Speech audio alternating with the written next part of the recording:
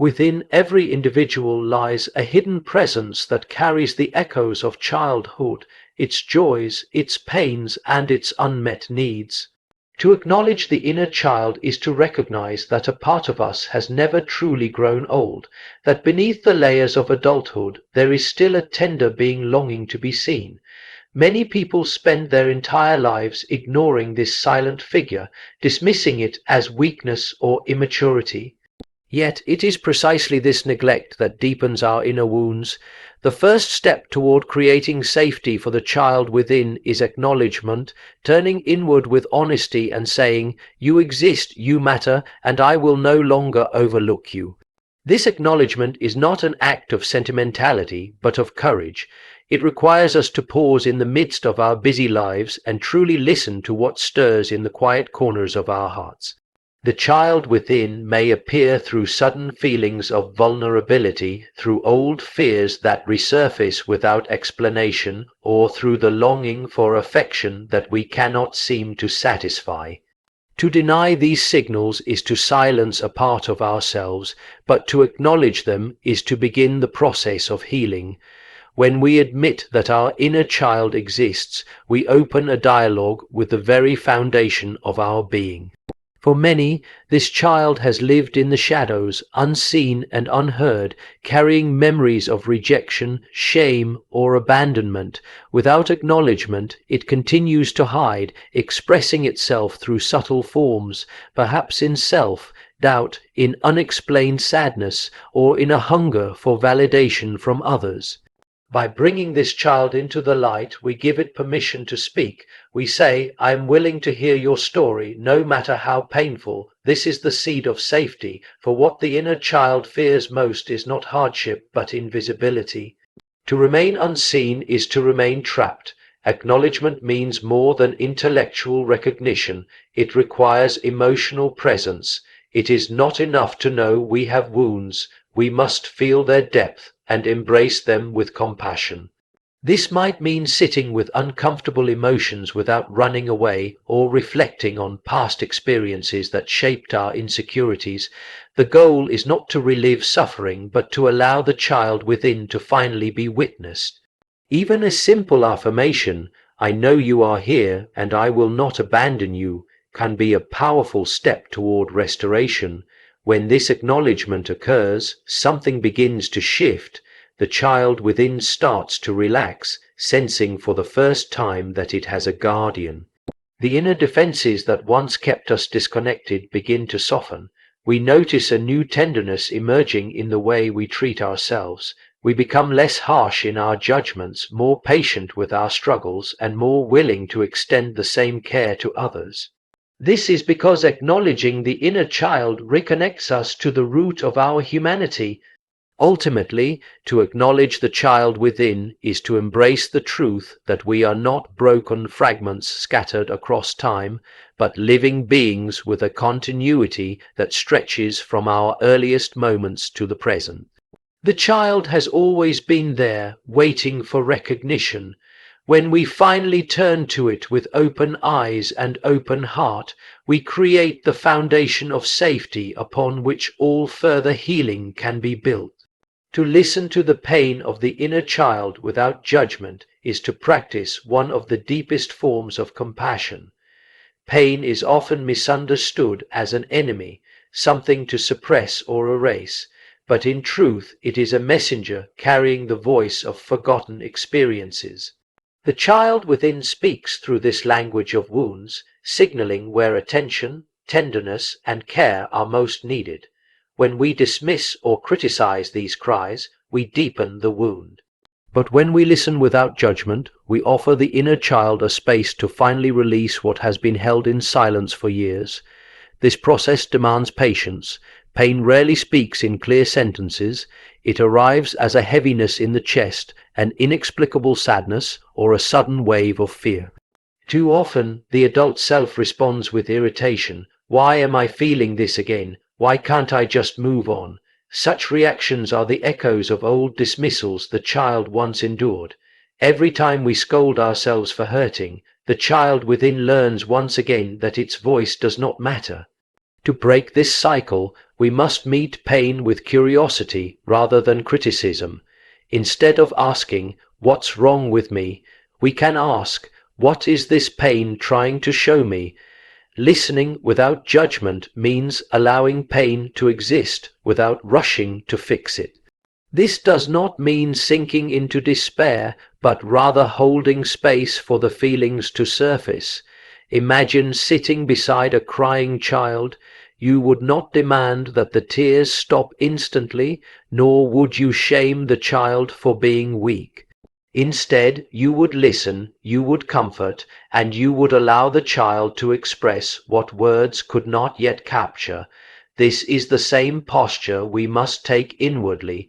To listen without judgment is to say, "It is safe to feel, and nothing you express will make me turn away." The act of listening in this way often uncovers truths we have long ignored. Perhaps a memory arises of being left out, scolded unfairly, or longing for affection that never came. Such moments may seem small in the grand scale of life, but to the child within they were defining. By honoring these memories and the emotions tied to them, we validate the reality of the child's experience. We are not excusing the past, nor are we trapped by it. We are acknowledging its impact so that healing can begin. Judgment silences, but compassion releases. Over time, this practice transforms our relationship with ourselves. Instead of avoiding discomfort, we learn to trust it as guidance. The inner child begins to understand that its cries will no longer be met with harshness, but with care.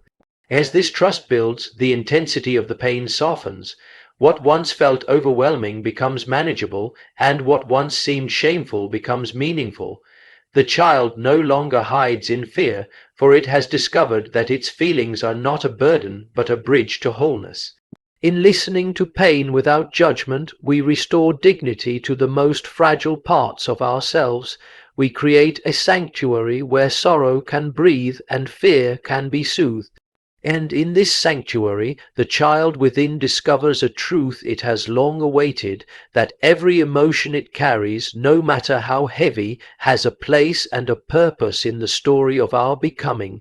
To create an inner sanctuary is to offer the child within a home where it can finally rest without fear. Life in the outer world often feels harsh, full of criticism, judgment, and unrelenting demands. If we are not careful, we allow those voices to echo inside us, turning our own mind into another battlefield where the inner child cannot find safety. The task, then, is to build a space within ourselves that is different from the noise of the world, a refuge where tenderness and acceptance reign.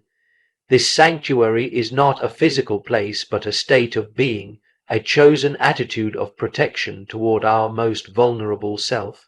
The foundation of this sanctuary lies in acceptance. Too often, we judge ourselves mercilessly for our perceived flaws and weaknesses. The child within shrinks under this weight, believing it must hide or change to be worthy of love. But an inner sanctuary is built on the opposite truth, that we are enough as we are, and that imperfection does not disqualify us from safety. To create such a space, we must practice speaking inwardly with kindness. When mistakes are made, instead of self-condemnation, we can remind ourselves, "This does not make me unworthy. I am still deserving of compassion." Each gentle word becomes a brick in the walls of our inner refuge. Boundaries also play a vital role in this sanctuary. When we allow harmful voices from the outside, be they people, environments, or even the media we consume, to invade our inner world unchecked, the child within feels constantly under threat. By choosing what influences we permit into our minds, we guard the sanctity of the space we are creating. Just as a caring guardian would not allow a child to wander into danger, we too must shield our inner child from unnecessary harm. This act of discernment strengthens the sanctuary's walls, making them firm against intrusion. Yet an inner sanctuary is not only about protection, it is also about nourishment. It is a place where joy, creativity, and playfulness are allowed to flourish. The child within longs not only for safety from harm, but also for the freedom to express itself without fear of ridicule. In our sanctuary, we give ourselves permission to laugh, to dream, to imagine without constraint. Such moments of lightness remind the child that safety is not simply the absence of threat, but the presence of warmth and life. Over time, this sanctuary becomes a constant companion. In moments of stress, we can retreat to it through silence, breath, or reflection. In times of sorrow, we can rest there until strength returns. And with each return, the child within learns to trust that it has a place of belonging no matter what storms may rage outside. To create an inner sanctuary is to take responsibility for the one within us who cannot defend themselves alone. It is to declare, here you are safe, here you are loved, here you are free. And in this place, healing is not a distant hope but a living reality, a homecoming to the peace we have always sought. Boundaries are not walls that keep life out. They are the gates through which safety and respect are allowed to enter. For the child within, boundaries act as guardians, ensuring that its fragile voice is not drowned out by harm, neglect, or intrusion. Too often, we grow up believing that to set limits is selfish or unkind, and so we open ourselves to environments that repeat old wounds. But when we dare to establish healthy boundaries, we send a powerful message to the child within: you matter, your well-being matters, and I will protect you even when others do not. Boundaries begin with awareness. They require us to notice when something in our lives causes unease, discomfort, or pain. These feelings are not random. They are signals from the inner child that something is not safe. Perhaps it is the tone of a conversation that diminishes our worth, the pressure of expectations that suffocates our freedom, or the presence of a relationship that drains our energy. Instead of dismissing these signals, we must honor them as warnings, the child's way of crying out for protection. Listening to these signals allows us to discern where lines must be drawn. Establishing boundaries can feel frightening at first. Many of us were conditioned to please others, to avoid conflict, and to remain silent for the sake of harmony. But the child within knows the cost of such silence. It leads to invisibility and abandonment of self. To break this pattern, we must risk discomfort in order to defend our inner safety. Speaking clearly, saying no when necessary, and walking away from toxic dynamics are not acts of cruelty. They are acts of care for the vulnerable life within us. Every time we take such a step, the child feels shielded, no longer left alone to face the world's harshness. Boundaries are not only external but internal as well. Internally, they mean guarding the thoughts we allow to dominate our minds. If we constantly criticize ourselves, replay failures, or entertain shame, we are violating the sanctuary we have tried to build. An inner boundary is created when we refuse to let these voices dictate our identity. Instead, we replace them with compassion and truth. I am learning, I am growing, I am worthy. In this way, we protect the child from the most dangerous intruder of all, our own self-condemnation. Over time, boundaries transform our relationships and our sense of self. They teach others how to treat us, not by demand but by consistent example. They also teach the inner child that it is no longer unprotected, no longer vulnerable to every gust of the outside world. This knowledge allows the child to relax, to trust, and to explore life with more freedom. Instead of being consumed by survival, it can now thrive in safety. Ultimately, boundaries are not barriers to love, but the very framework that makes love possible. Without them, the child within feels exposed and unsafe. With them, it feels valued and cherished. Each boundary we create is a promise kept, a promise that we will no longer abandon ourselves. And in keeping that promise, we cultivate not only safety but dignity, showing the inner child that it is finally worthy of the protection it always needed. Love and acceptance are the nourishment that the inner child longs for more than anything else. While safety and protection create a foundation, it is love that breathes life back into what has been wounded. Many people grow up receiving conditional love affection that depended on achievement, obedience, or appearance. The child within remembers this and often carries the belief that to be loved, it must earn worthiness. Healing begins when we offer that child a different truth, that it is loved simply for existing without having to prove or perform. To love the inner child is to embrace its flaws, its innocence, and even its fears. This is not a shallow affection, but a deep, unconditional acceptance that whispers, "You are enough exactly as you are." When we practice this acceptance, we soften the harsh inner voices that once shamed and rejected us. The child within begins to understand that it no longer needs to hide its tears or mask its vulnerabilities. Instead, it can step forward and be met with warmth. This love is not earned, it is given, and in receiving it, the child learns to trust again.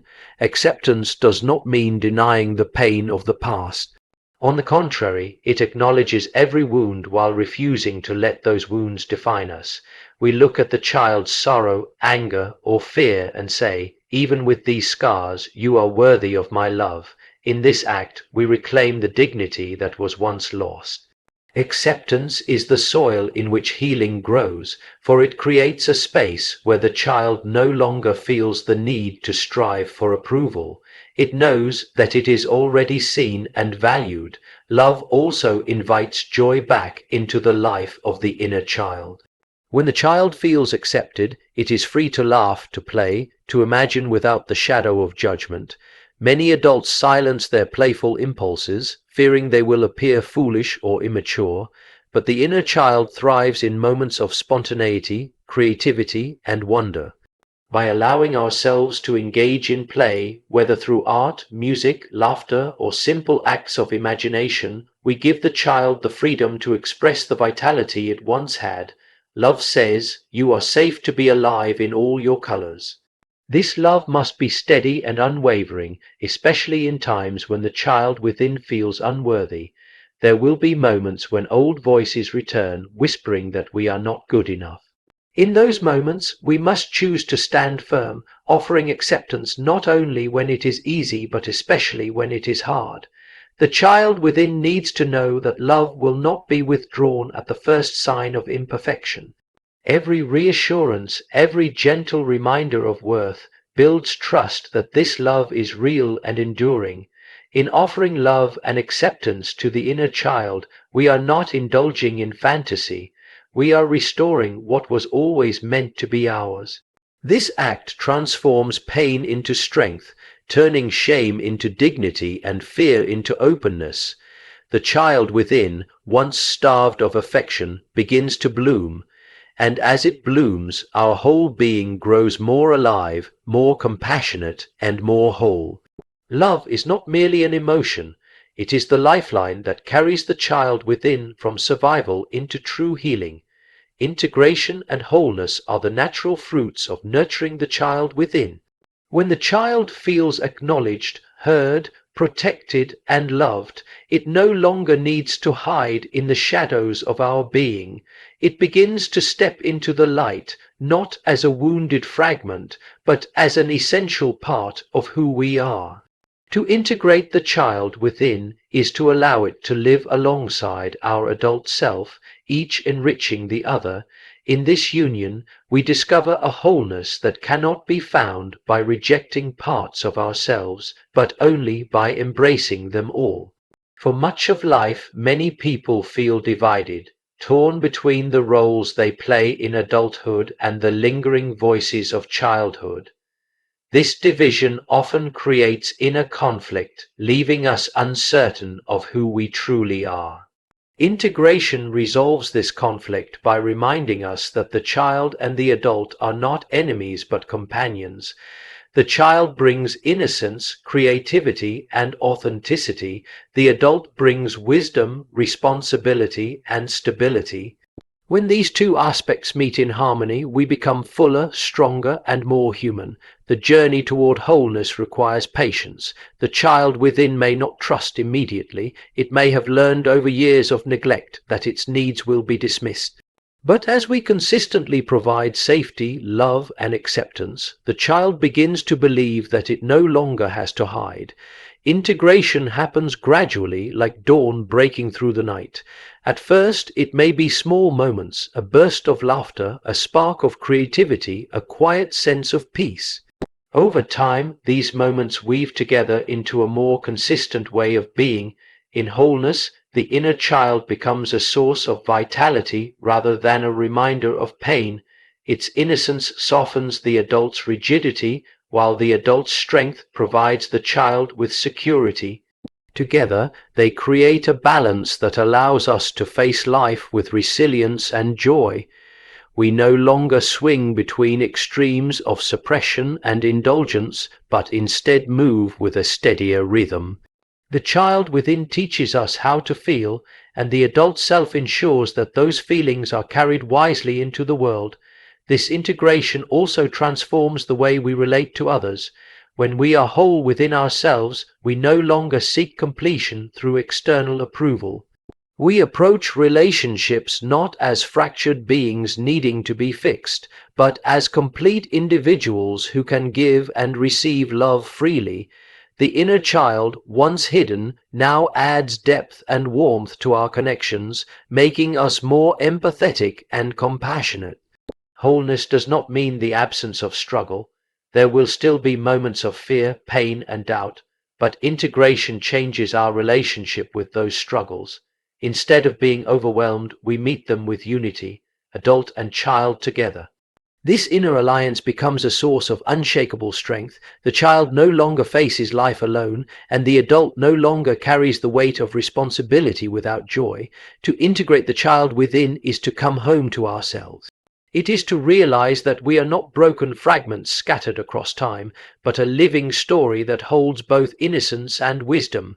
In this unity, we walk through the world not divided but whole, capable of healing, of creating, and of living with a fullness that only emerges when every part of us is honored.